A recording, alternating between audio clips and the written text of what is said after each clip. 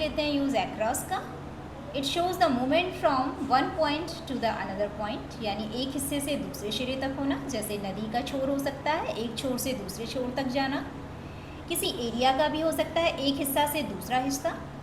तो बोलते हैं जैसे I can swim across the river, यानी मैं नदी की इस तरफ से एंट्री किया और दूसरे सिरे से एग्जिट हो गई। तो ये मतलब क्या हुआ कि I can swim across the river.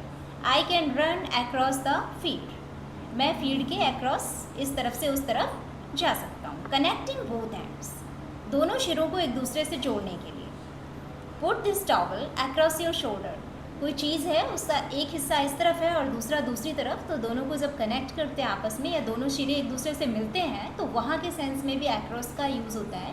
Put this towel across your shoulder, या कह सकते हैं please put this shawl across your neck, अपने नेक के दोनों तरफ शॉल रखिए, दोनों तरफ कवर करिए उसको।